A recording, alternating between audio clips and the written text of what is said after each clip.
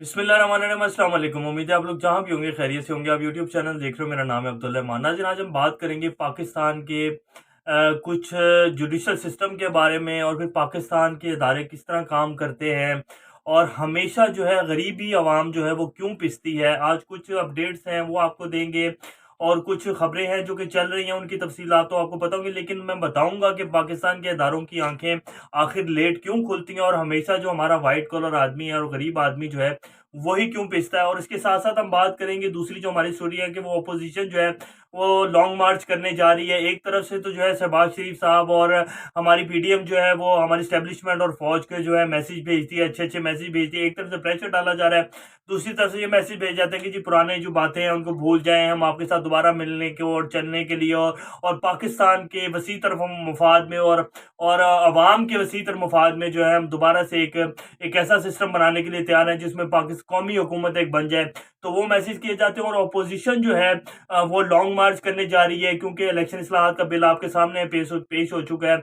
और उसके ऊपर जो है एक नई जो है मैं बताऊंगा कि नजम शेट्टी साहब ने जो है कल एक जियो को इंटरव्यू दिया, जिसमें उन्होंने क्या क्या बातें की और क्या इससे ज्यादा आज़ादी ये अजहारे राय का आप लोगों के सामने जब मैं बताऊंगा कि उन्होंने किस तरह के फैक्ट्स जो है और किस तरह के मशवरे जो हैं वो ओपोजिशन और पीडीएम को जो है लॉन्ग मार्च को दिए हैं। इस सारे टॉपिक के ऊपर बात करेंगे। इससे पहले अगर आप लोगों ने चैनल को सब्सक्राइब नहीं किया तो रेड बटन को प्रेस कर लें और बेल आइकॉन को प्रेस कर लें ताकि लेटेस्ट अपडेट्स आप लोगों को मिलती रहें और ये जो हमारा ताल्लुक है ऐसे ही जुड़ा रहे।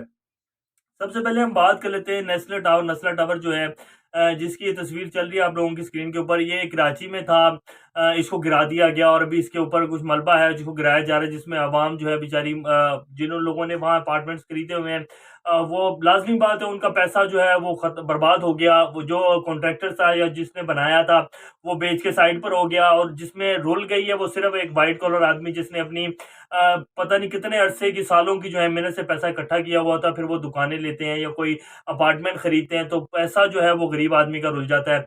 कराची हाई कोर्ट के जो जस्टिस साहब हैं उन्होंने फैसला किया कि जी नस्ला टावर जो है ये सरकारी जमीन के ऊपर है और इसको गिरा दिया जाए।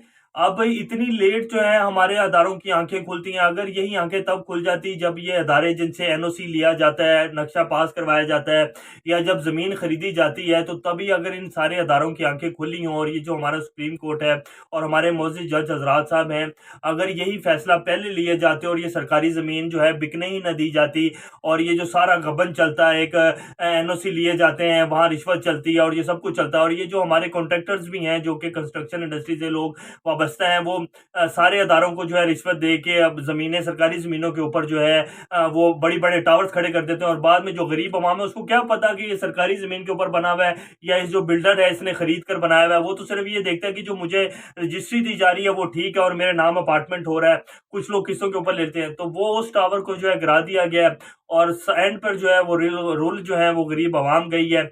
जो बिल्डर था वो भी पैसे कमा के साइड पर हो गया और जिन लोगों ने एनओसी दिए वो भी अपनी जेबें गर्म करके साइड पर हो गए और एंड में जो हुआ है वो आप सब लोगों के सामने है। कितने ही लोग जो हैं वो बेचारे जख्मी हो गए हैं, पुलिस ने लाठीचार्ज किया है और जो है वो सिर्फ रूल जो रही है वो गरीब आवाम ही रही है। अब हम बात कर लेते हैं कि आज की जो दूसरी हमारी स्टोरी है, नजम सेठी साहब ने ओपोजिशन लॉन्ग मार्च करने जा रही है। नजम सेठी साहब ने कल जियो के ऊपर बैठकर किस तरह के मशवरे दिए हैं, इससे ज्यादा आजादी हज़ारे राय क्या होगी। नजम सेठी साहब कह रहे हैं कि जी खान साहब को छोड़ना नहीं है।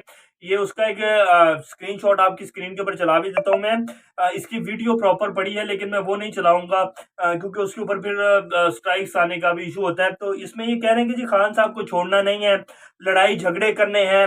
अब जो है ओपोजिशन को जो है कुछ करके दिखाना होगा, जैसे कि पहले लॉन्ग मार्च किया था, सूखे सूखे वापस आ गए थे, कोई तोड़ भान नहीं की थी। तो अब इस्लामाबाद जा रहे हैं तो आप लोगों को लाजमी तोड़ फोड़ करनी पड़ेगी। लिटरली यही वर्ड्स थे उनके जियो के ऊपर बैठ के नजम शेट्टी साहब के, जिनकी चिड़िया जो है बड़ी खबरें निकाल के लाती है। तो वो कह रहे थे कितने इतना इतना उम्र गुजर गई उन्हें सहाफत में। फिर वो वजीर आला वो भी रहे जब नून लीग के दौर में इलेक्शन हो रहा था तो उन्हें कायम मकाम वजीर आला पंजाब बनाया गया। उसके बाद फिर वो ये उसके चेयरमैन भी रहे हैं, क्रिकेट बोर्ड के चेयरमैन भी रहे। उनके दौर में जो क्रिकेट के हालात थे वो आप सब लोगों के सामने और जिस तरह की भर्तियां की जाती नहीं है वो भी आप सब लोगों के सामने। लेकिन वो कह रहे हैं कि जी लड़ाई झगड़े से जो है कम बात नहीं बनेगी, सर तोड़ने पड़ेंगे, खून खराबा होगा तो जो अपोजिशन का कुछ मिलेगा, वरना अपोजिशन को कुछ नहीं मिलने वाला। अब इससे ज्यादा आजादी इज़हार राय क्या होगी कि आप नेशनल टीवी के ऊपर, एक लाइव टीवी के ऊपर बैठ के जो है उनके जो ऑपोजिशन है और उनके जो कारकुनान है उनको किस तरह के मशवरे दे रहे हैं कि जी वहाँ जाएँ, इस्लामाबाद जाएँ और फुल एक शरपसंदी करें, जो आपके दिल में आते हैं तोड़ें पकड़ के, लोगों की अमलाक को नुकसान पहुँचाएँ, लोगों के सर तोड़ें। इवन कि वो तो ये तक कहा है कि इमरान खान को जो है पकड़ कर जो है आप जब तक मारेंगे नहीं, सर नहीं तोड़ेंगे। उनका कहने का मतलब यही था, तब तक जो है ऑपोजिशन को कुछ नहीं मिलने वाला और साथ-साथ उन्होंने एस्टेब्लिशमेंट को भी रगेड़ दिया।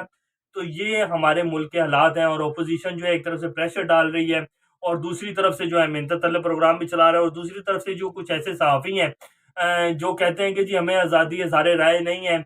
इस तरह के सारे सहाफ़ी, बहुत सारी लिस्ट है जिसको मैं आपको बताऊँ, आप सब लोग जानते हैं अच्छी तरह से कि कौन-कौन से सहाफ़ी जो हैं बिके हुए हैं, कौन-कौन से लाफाफा सहाफ़ी हैं और कौन-कौन से सहाफ़ी जो है वो ओरिजिनल रिपोर्टिंग करते हैं, जिनका एक मकसद है कि पाकिस्तान के अवाम और मुल्क के लिए जो है सही सहाफ़त करनी है। वही लोगों की रिपोर्टिंग जो है देखने वाली। इस तरह के तो सहाफ़ी जो हैं ये चाहते हैं कि आज मुल्क में इंतशार फैले और वही पुराने लोग आके बैठ जाएँ जिनसे हमें लिफ़ाफ़े मिलते थे और हमारी जेबें गर्म होती थी। पाकिस्तान में अगर आप हिसाब लगा के देखें ना तो कोई 20 से कोई 25 खानदान हैं जिन्होंने पूरे पाकिस्तान की 22 करोड़ अवाम को यरगमाल बनाया हुआ है। इन्हीं में वही माफियाज़ हैं जिनमें चीनी माफिया, शुगर माफिया, आटा माफिया और जितना ये पाकिस्तान में माफिया, इन्हीं 20 खानदानों की पैदावार है और इन्हीं के लोग सियासत में हैं, इन्हीं के लोग ब्यूरोक्रेसी में हैं, इन्हीं लोगों के मिल्स हैं, कारखाने हैं। यही 20 खानदान हैं जो पूरे पाकिस्तान को यरगमाल बना के बैठे हुए हैं और इमरान खान साहब इसी माफिया और इन्हीं खानदानों से लड़ने आए हैं। अल्लाह उन्हें कामयाब करे। तो यही कुछ आज की अपडेट्स थी। इंशाल्लाह नेक्स्ट खबरों में दोबारा आप लोगों के सामने हाज़िर होंगे। तब तक अपना और गिरदोनवा के लोगों सबका ख्याल रखिएगा, इस चैनल का भी ख्याल रखिएगा। अल्लाह हाफ़िज़।